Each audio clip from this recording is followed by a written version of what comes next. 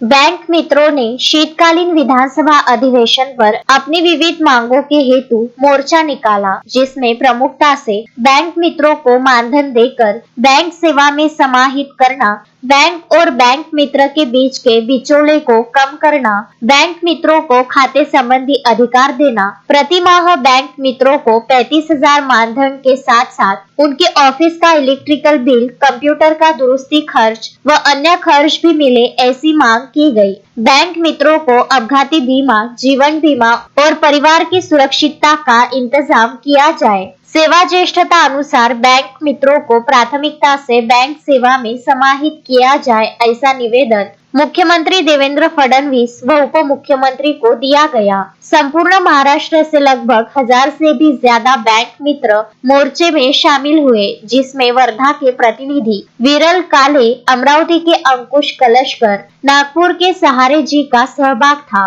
Ashwin Shah, Vidarbha news, Wardha.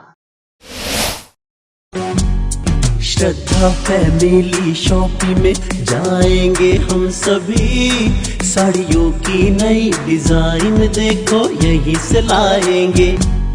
श्रद्धा family shopping में जाएंगे हम सभी, लेडीज जेंट्स बच्चों की हर फैशन लाएंगे सभी।